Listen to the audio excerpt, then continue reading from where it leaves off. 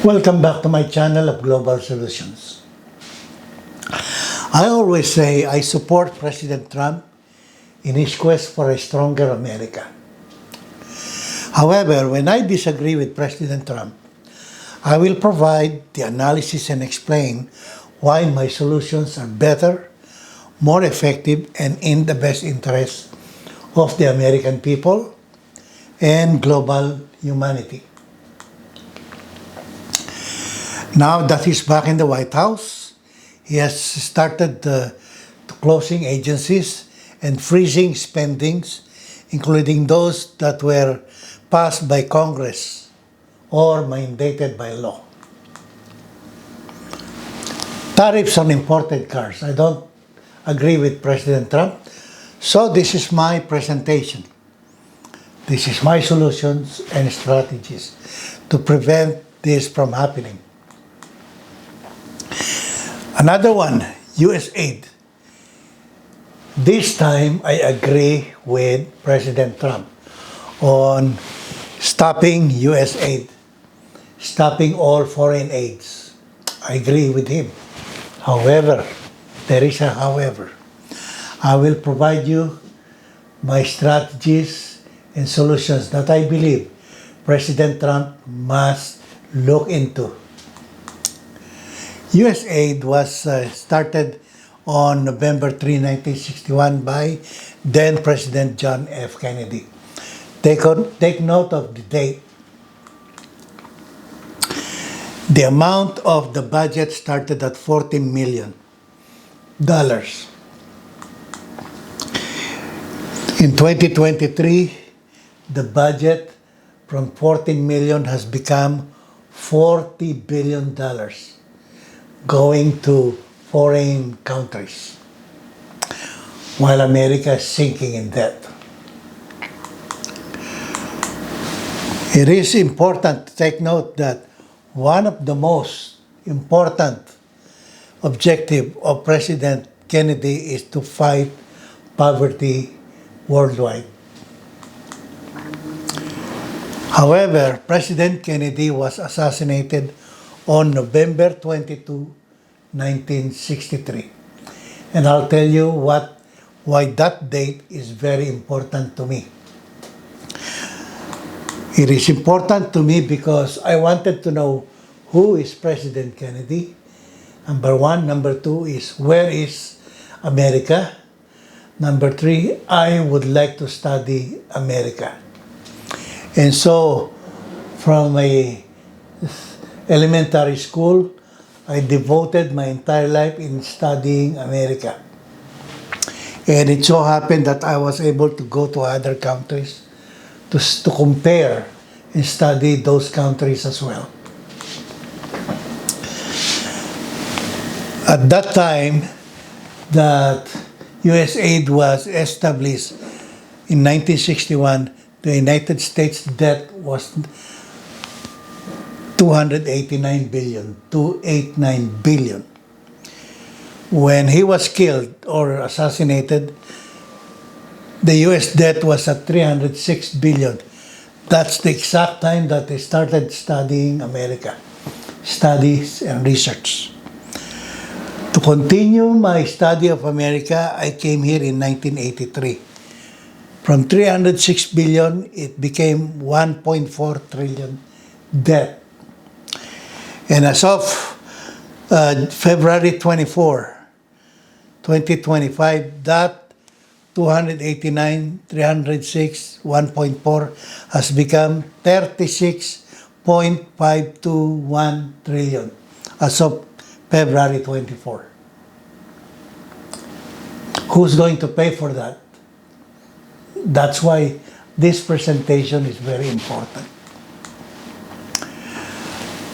After studying America for so many years, I was able to develop this very unique, very advanced program to bring down this 36.5 trillion debt by generating revenue without raising taxes. Bring it down and generate revenue without raising taxes. Very unique. There's no such thing anywhere in the world. Now, let's look at the 2023 40 billion USAID budget. USAID, just like America's debt, is also another victim of another outdated government system. Outdated because it is using taxpayers' money. Take a look at this. I'm not going to use taxes to bring this down.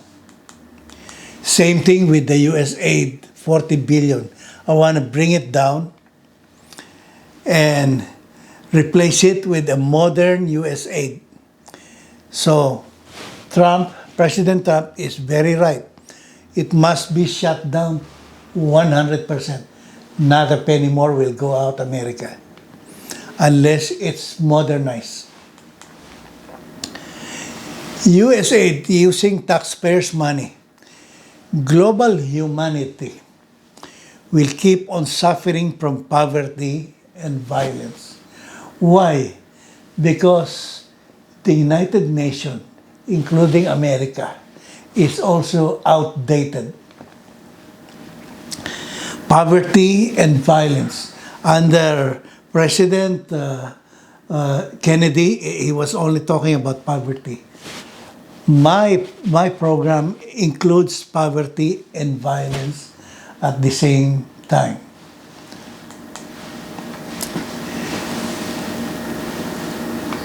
The USAID must be a global effort, not just the US of A. America cannot muster a whole lot of energy, effort, and money to fix the world. We have to have, this has to be a global effort.